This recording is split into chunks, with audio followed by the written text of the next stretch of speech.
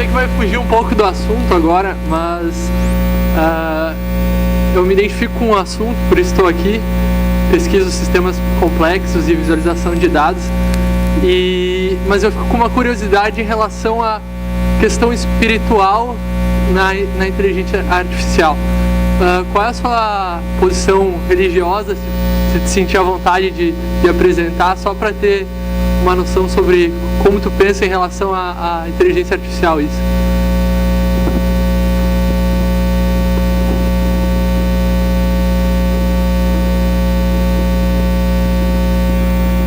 A ver, de los distintos tipos de conocimiento que el ser humano utiliza para moverse por el mundo, hay varios, ¿vale?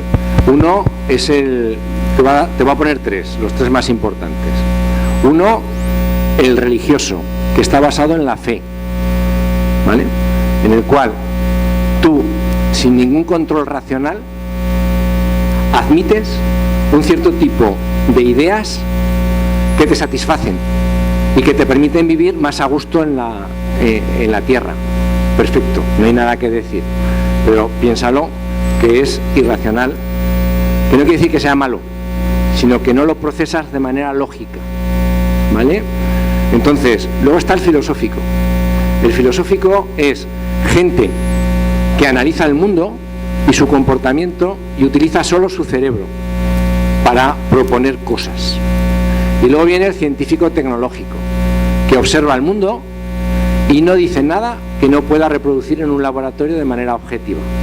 Son tres formas de trabajar. Las máquinas pertenecen a la tercera. Entonces, de los niveles que yo te he hablado, la del conocimiento está resuelta y la de la conciencia estamos ahí, ¿vale? Pero creemos que la imaginación, el razonamiento también está bastante automatizado. O sea, con inteligencia artificial se puede razonar, hay muchas herramientas para poder hacer razonamiento lógico. Pues el razonamiento también lo tenemos controlado, teniendo en cuenta además que el razonamiento de una máquina suele ser más potente que el de un ser humano, porque es capaz de procesar más parámetros que un ser humano ante un problema. Un ser humano, un problema con más de 7 parámetros se le desborda, ya es incapaz de manejarlo, no puede. De hecho, 5 es lo más habitual. En nuestro sistema de procesar información sin ayuda de máquinas es equivalente a una máquina de 3 bits y tu computador tiene 64, ¿vale? Luego es más potente para razonar en cuanto a cantidad y en cuanto a complejidad. Otra cosa, que hay ciertos tipos de temas que por ahí se escapan, por ejemplo la creatividad, ya que estoy aquí en esta escuela, ¿no? La creatividad. Hay gente trabajando en el tema de la creatividad. ¿Qué es la creatividad? No se puede decir eso que hace que uno tenga una idea feliz, no me sirve para nada, o sea, eso no es una definición. Pues hay gente que va a trabajar en creatividad. Entonces, en todos los aspectos en los cuales puedas enmarcar el conocimiento y lo que salga de allí de una manera científico-tecnológica, las máquinas lo van a producir, ¿vale? Una máquina religiosa sería un fallo de máquina frente a las máquinas que razonan tecnológicamente. Y explico lo que estoy diciendo. Es un fallo frente a ese tipo de máquinas que tienen unas características concretas, ¿vale? No es un fallo ser religioso. Simplemente que no tiene sentido buscar aspectos espirituales religiosos en las máquinas. No nos llevarán más que a cosas que no nos son útiles. Y tener en cuenta que la ciencia y la tecnología, la ciencia busca el conocimiento per se y la tecnología la utilidad del conocimiento. Entonces nos interesa el conocimiento, pero hay aspectos del conocimiento que se nos van de las herramientas básicas que podemos utilizar. Entonces nadie busca una máquina espiritual. Lo que ocurre que si ahora yo consigo construir, yo no, que más quisiera, si la gente conseguimos construir máquinas que tengan capacidades de procesar información y relaciones suficientemente complejas para que de ahí emerjan cosas que tú asignas a un ser humano y las podamos simular, si en un ser humano se da la capacidad religiosa, ahí se va a dar también la capacidad religiosa. Pero no porque la busquemos, porque nos la vamos a encontrar.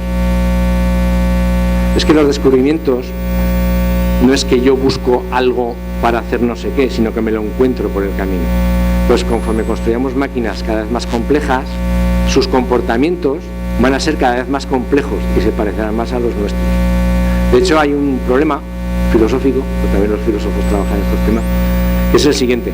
Yo puedo construir una máquina inteligente y no darme cuenta que es inteligente, porque su inteligencia no es igual que la mía.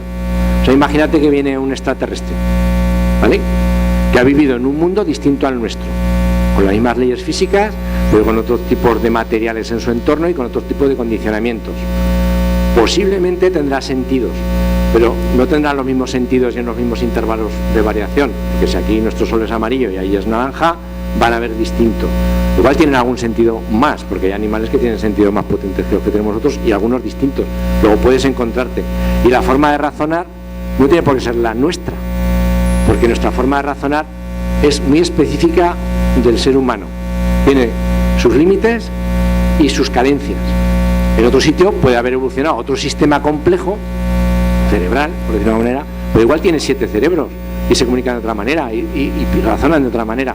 Entonces, tú te encuentras con él, ¿cómo te comunicas? ¿Cómo él sabe que tú eres inteligente y cómo tú le demuestras que, o cómo él te demuestra que es inteligente? Puede ser muy difícil, ¿vale? Entonces, yo pienso que hoy por hoy hay máquinas que tienen características de inteligencia humana descarado. Lo que pasa es que a la gente le resulta muy embarazoso intentar atribuirle cierto tipo de características humanas a las máquinas. Pero es cuestión de formación.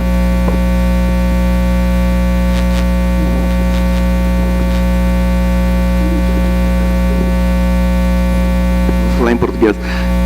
Você citou exemplo, no caso o tigre, que quando está diante de um fenômeno desconhecido não entraria em colapso, né, que um computador entraria em colapso diante de algo. Eu tenho dúvida se isso é verdade. Eu acho que, pelo que eu conheço de comportamento animal, todos os seres, pelo menos animais, eles entram em colapso diante de algumas situações imprevisíveis. Por exemplo, um tigre, que é muito pouco provável, mas se ele for atacado por uma manada de quadrúpedes, especialmente chifrudos, ele entra em colapso também. Ele fica de pé. Tá? É mais ou menos isso daí. É que eu acho que esse dado ele pode ser importante em toda a sua explanação. É só isso, é bem simples. Todos los sistemas tienen su límite. O sea, el universo tiene una capacidad de procesar información que sabemos cuál es. Por encima de eso no podremos nunca resolver un problema que requiera más potencia de... Por lo cual tenemos límites siempre.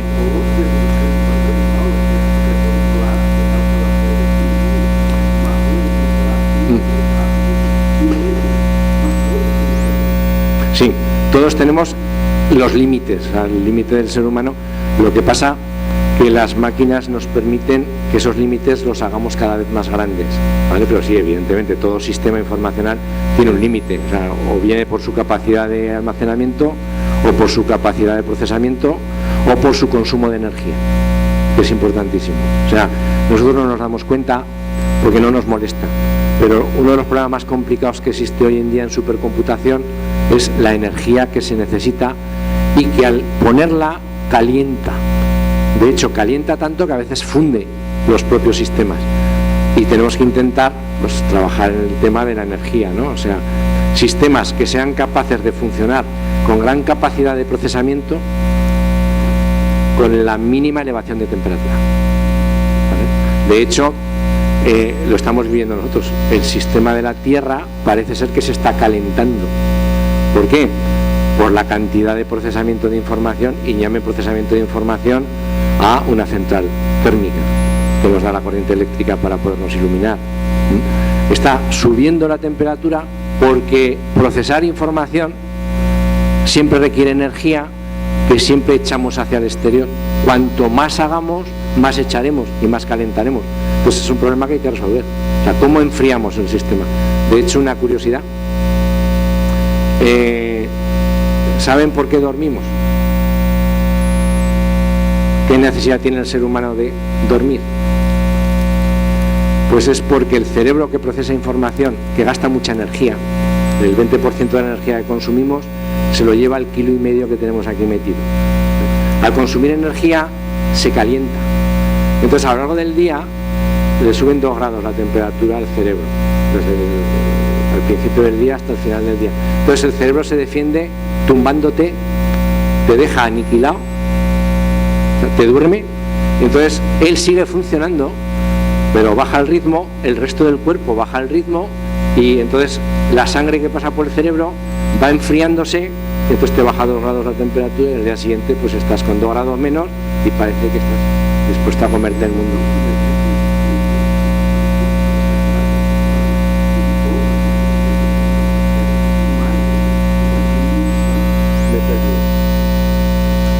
¿Puedes repetir para que me lo traduzca alguien?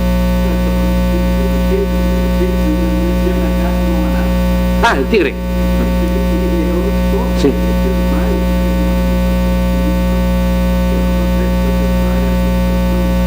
Pero hay una pequeña diferencia. El tigre morirá matando. Es decir, el tigre no se para. No se para. O sea, con su sistema intenta resolver un problema.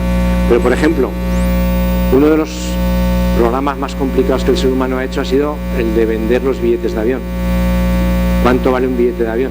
No hay ningún ser humano que venda billetes de avión, lo hacen las máquinas, porque tienen que tener en cuenta tantos parámetros de cuánto, en ese momento, cuánta gente te ha comprado, cuánta gente te ha comprado volver, cuánta carga te han o sea, complejísimo. Pero ese no sabe hacer raíces cuadradas, o no me resuelve una ecuación diferencial. O sea, somos capaces de hacer cosas muy eficientes, como un avión, que es más eficiente que cualquier pájaro, pero solo hace eso, ¿vale? En cambio un pájaro se reproduce, hace más cosas. ¿Qué hay ahí? ¿Qué hay ahí? O sea, que tiene un ser vivo que hace que su comportamiento en entornos complejos sea flexible. Ese es el quid.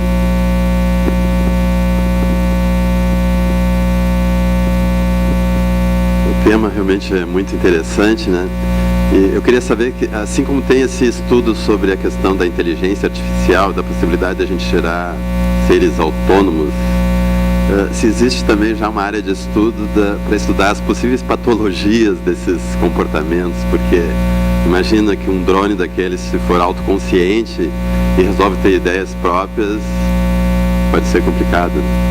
Assim como alguns humanos, em certas situações, também tomam decisões estranhas.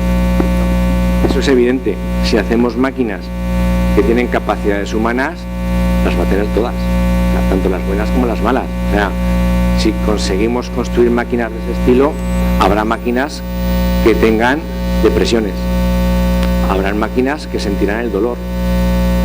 A lo mejor no un dolor físico, porque si no le has puesto sensores de presión, si lo chafas no va a sentir nada, pero sí puede tener sensaciones dolorosas de pérdida o de no alcanzar objetivos, o compararse con los vecinos, ser envidiosos. O sea, todo eso no es que haya que ir resolviendo cada tema.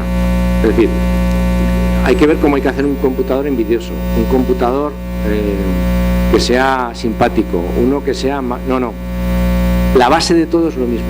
O sea, nosotros somos una cosa, que es un cerebro con un sistema complejo, muy complejo, terriblemente complejo, pero es del mismo estilo que el de las ranas. O sea, todo lo que tiene un sistema nervioso, desde los reptiles para adelante, bueno, el sistema no es más que cada vez más grande y con más interconectividad. De hecho, una anécdota que lo contaré. Entonces, si conseguimos la base del funcionamiento de eso, de ahí emergerá todo. O sea, no tenemos, lo que pasa es que nosotros, claro, vamos intentando resolver problemas concretos, que sepa, que tenga capacidad de predicción, que se mueva en entornos con poca información, o con mucha información que sea muy rápido y me dé la más óptima. Claro, vamos poquito a poquito, somos como somos, pero al final las cosas acaban dando lugar. El ejemplo, por ejemplo, puede ser la mecánica de Newton. Fíjense que la mecánica de Newton es una ecuación y 3 leyes, y eso explica cualquier movimiento por debajo de la velocidad de la luz que hagamos, desde un molino de viento hasta un cohete. Ahí es donde se va. ¿Qué es lo que hay en la base de todo eso? Para que si nosotros construimos construimos sistemas que tengan no la misma complejidad, o sea, no queremos construir cerebros con neuronas, hay gente que sí, ¿vale? Pero no queremos tener 100.000 millones de neuronas metidas en una caja, que no se trata de eso, que no queremos ser dioses, lo que queremos es ver qué hay ahí de común como procesamiento de información, ¿de acuerdo?, para pasárselo a unas máquinas que nos permiten procesar información. Hay una cosa, la idea de que el ser humano es un procesador de información complejo con sus sensores, su sistema nervioso central y tal, es un paradigma que surge después de la Segunda Guerra Mundial, que es cuando construimos la tercera fase, los autómatas. Y autómatas cada vez más capaces de hacer cosas, ¿no? Nadie sabe si en los próximos 50 años no surgirá otro tipo de tecnología y otro tipo de conceptual que nos permita abordar este problema de una manera más potente. Porque hasta ahora, si uno revisa un poco cómo ha ido la tecnología, sería la mecánica, la electricidad, termodinámica, mecánica termodinámica, electricidad, electrónica, cuántica, ¿vale? Y luego lo equivalente en biología, o sea, que hemos ido avanzando descubriendo cosas que hasta que no nos hemos dado cuenta que estaban, no las hemos podido utilizar. Entonces ni yo ni nadie sabe lo que nos falta por aprender. Si va a ser más de lo mismo o va a haber algo distinto. Mientras no encontremos ese algo distinto, la única solución que tenemos para resolver nuestros problemas es lo que conocemos. Entonces, la analogía del procesador de información de las máquinas y la analogía con nosotros, y además añadiéndole los sistemas complejos con la filosofía que tenemos, es la única herramienta que tenemos. Entonces, no vamos a esperar a que surja otra. Avanzamos en esta línea, podemos llegar a un límite, pues nos quedaremos ahí hasta que venga otro genio y nos diga algo mejor.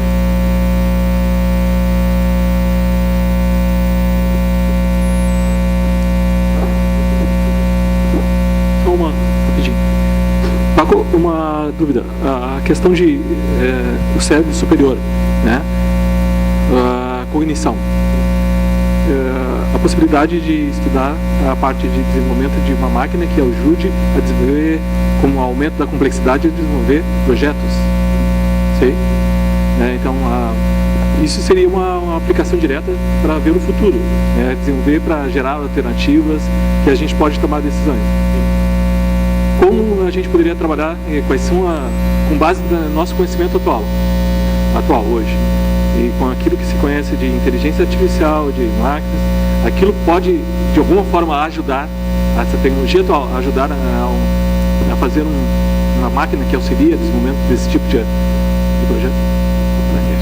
A ver, en todo, normalmente en el desarrollo tecnológico hay dos orientaciones. Una es generar tecnología que ayude al ser humano a ser más potente.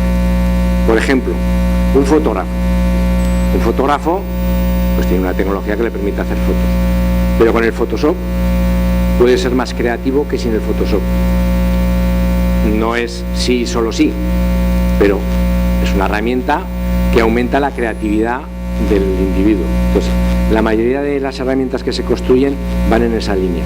Entonces sí que hay sistemas de apoyo a la toma de decisiones y de sistemas grandes de gestión.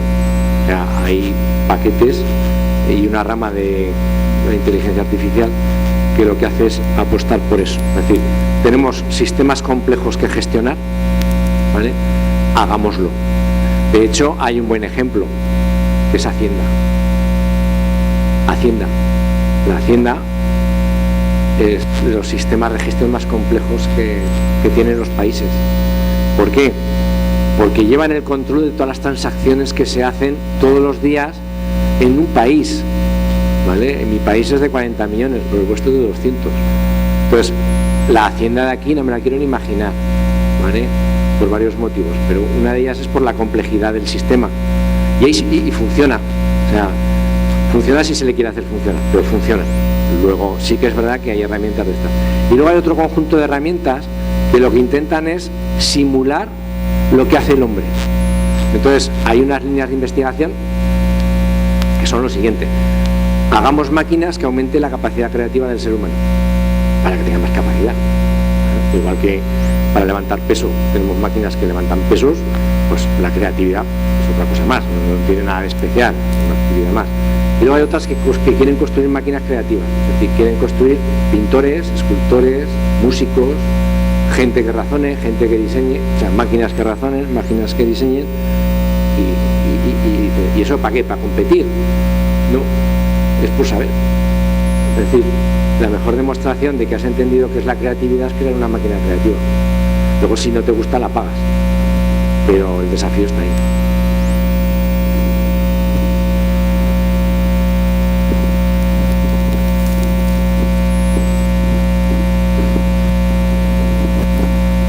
Eu acredito que a minha pergunta ela se relaciona com a questão da criatividade.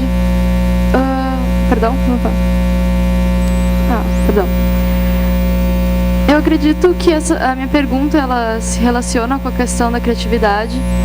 E eu me recordei agora que perguntaram sobre as possíveis patologias da história original do Arthur C. Clarke sobre o HAL 9000, que ele entra em surto porque ele é obrigado a mentir. Então, seria possível uma máquina capaz de mentir ou...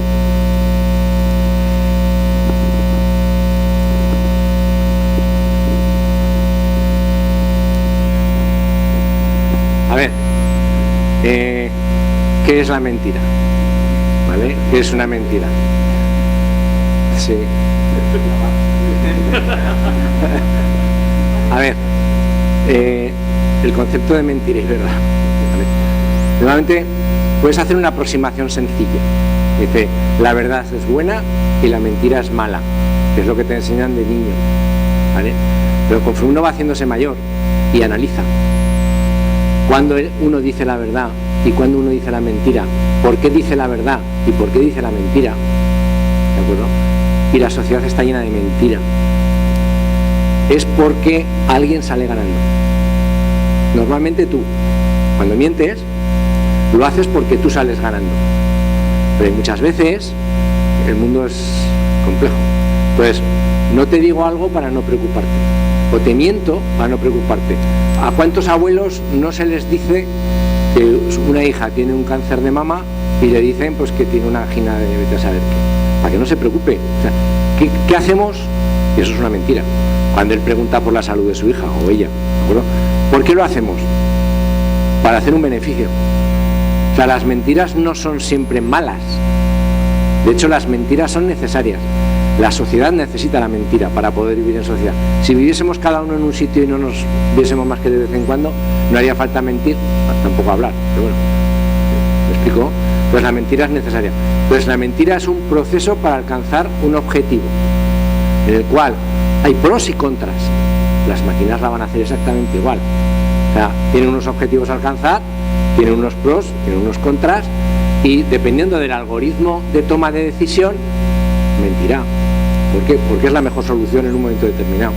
Entonces, no hay nada. El ser humano, vamos a ver, es que es un poco cambio de paradigma. Hasta hace muy poco, el mundo de la mente y del espíritu lo controlaban los curas, los religiosos, que lo tenían como esta es mi parte del conocimiento del mundo y que no se meta nadie. Posteriormente se metieron los psicólogos y los psiquiatras para intentar entender cómo se comporta la gente y clasificaron. Hicieron algo parecido a los geólogos en el siglo XVIII. Clasificaron, organizaron, crearon clases. Y luego vinieron los que cogieron ese conocimiento y lo llevaron a la tecnología o a la ciencia o intentaron que fuese útil, pero útil para todos. Entonces, hay gente que trabaja en descubrir que es un psicópata y lo va a hacer a través de una máquina, porque el psicópata con un ser humano se sabe manejar muy bien, con una máquina no. ¿Vale? Entonces ahí tenemos un apoyo de una máquina para intentar descubrir un problema de un individuo, pues que puede ser normal o puede ser anormal, ¿vale? Pero que necesitamos detectar si lo es o no lo es. Entonces, la idea es, hay que trabajar en esto y tener en cuenta una cosa: el hombre sin las máquinas no sobreviviría. O sea, tú ahora te quitan la luz, te quitan que suba el agua a tu piso, te quitan que la comida llega a los mercados, te quitan todo, y para que eso llegue a ser no hay más que máquinas funcionando por el camino, los camiones, los motores, las centrales térmicas. Nos quitan todo eso y duramos 2 tortas. 2 semanas hemos desaparecido. O sea, vivimos con las máquinas. Entonces no hay que verlas como algo en contra de. Es tan importante como tu mano. Mira, mis gafas. Vale. Yo sin gafas. Ahí. No veo la castaña. Entonces ahora me pongo esto. A ver, qué maravilla. Esto es una máquina. ¿Vale? Y un señor que tiene una cadera de estas que se ponen porque se le ha roto la suya y tal, o de titanio, que está tallado con unas máquinas y tal, que le digan a él si las máquinas no son buenas o son malas. Entonces, máquinas con nosotros desde el principio y son nuestros aliados mientras no se nos vuelvan o nos volvamos nosotros en contra de ellas, ¿vale? Pero las necesitamos.